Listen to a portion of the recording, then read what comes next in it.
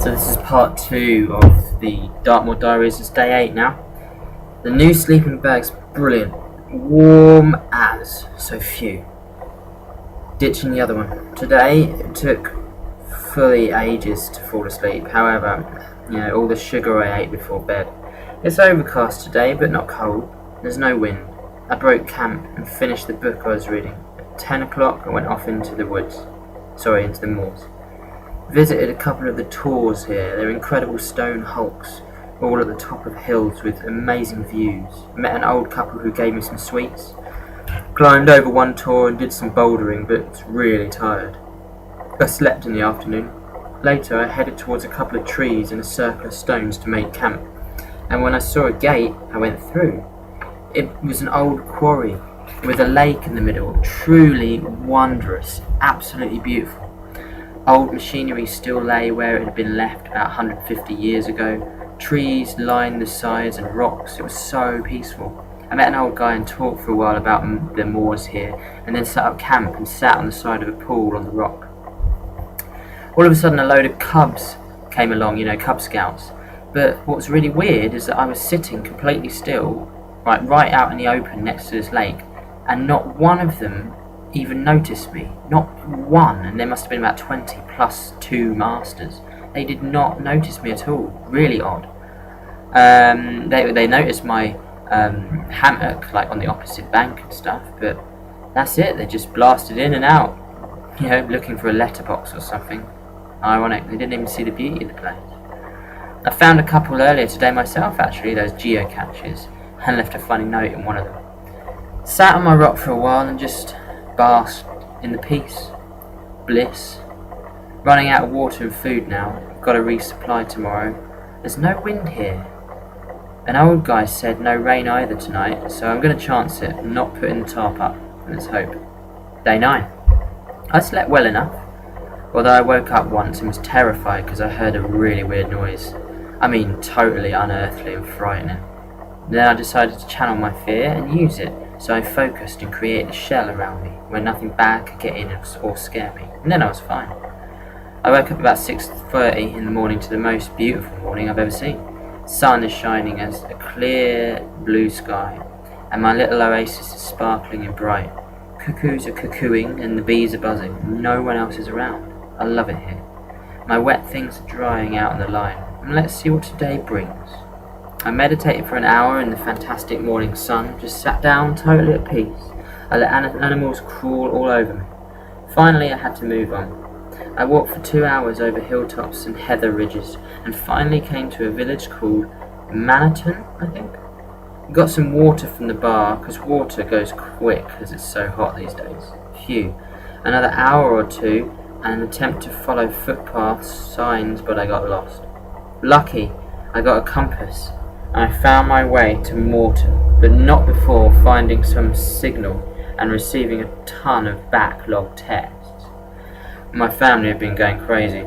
My sister, my mum, they've been crying about me. My dad's very angry.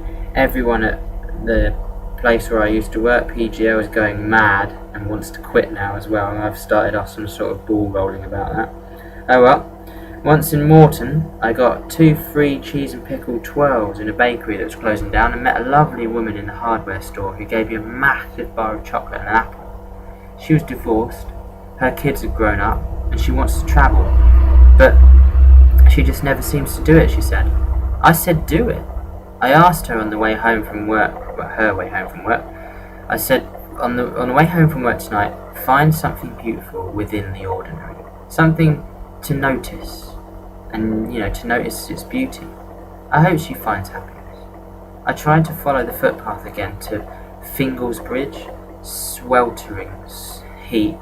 Found an awesome hill with a roof of tall pines, shafts of sunlight coming through on the left, illuminating a carpet of clover at the bases.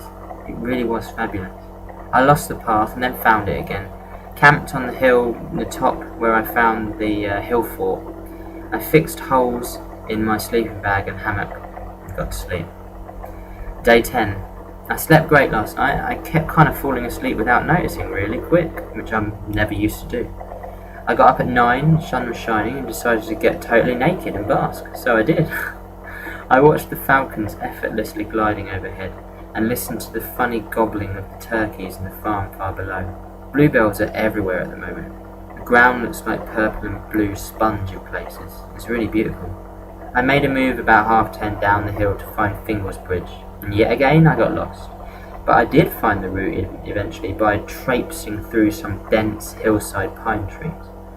I got to the river and followed it to the bridge, a gorgeous little pub on the corner, an old stone bridge, enticing tons of walkers everywhere. I chatted to the girl at the bar and got some water, and also a place to charge my phone. I drew my dad a birthday card. I drew in the picture of the fantastic field I saw the other day in Glastonbury. Walked along by the river to get to Castle Drogan. On the way, I met 4 elderly walkers and chatted for a while, and they gave me a lovely sandwich. They then said we would meet in the tea rooms in the castle and buy me a cuppa. I had to go in through the back entrance of the castle because otherwise I would have had to pay, but this meant that I missed the tea shop. Damn it, I thought the tea shop would be at the back, but it turned out to be at the front. Anyway, I had to go through the castle to get there, and obviously there's loads of stuff I wanted to see, so I took ages.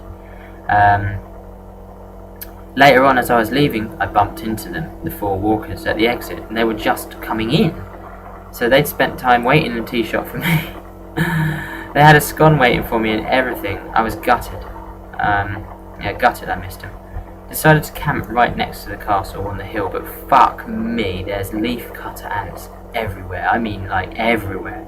On every tree, all along the grass. It was unbelievable. In the end, I just had to say, fuck it, I'll camp with the ants. My hammock's got, it's got like netting all around it anyway. So I got a tick in my leg, but I got that out. Blister on my little toe. Should I burst it? I don't know if you're meant to or not now, I can't remember. Now I'm in my hammock, and I'm unable to leave because of the ants. Wake up, day 11. I popped my blister. It burns like fire. Ow! As I sit here now writing these humble words, I really couldn't be happier. I'm on a lush carpet of wild grass. The sun's still warm and golden upon me, even though it's late afternoon. Before me stretches the most perfect view. A wide lake lined with trees, fields of sheep and blue sky. A cuckoo calls and lambs bleat. It's perfect peace. I've just feasted on the sandwich which a kind man made me, and the Fanta that a newsagent gave me. Every bite and swallow is heavenly. All my belongings are strewn about me to dry off in the sun, as 1 or 2 things got a tiny bit wet and vinegary, where the pickled eggs I carried leaped to touch. I stole them, sorry. Technically I took them from an honesty box. Well, I needed them. Well, did I? Well, anyway. Just about to roll a cigarette and relax with a bottle of old rosy cider. My one paid extravagance for the day. To get here, I walked from Drogo, 1 hour to Chayton, a beautiful little town where I visited a tea house run by Hazel and Martin, 2 amazing people from Kent originally. We chatted and I told them of my travels, and they cooked me a bacon and egg sandwich and gave me a cup of tea. So fucking lovely to have hot food. Oh my fucking god.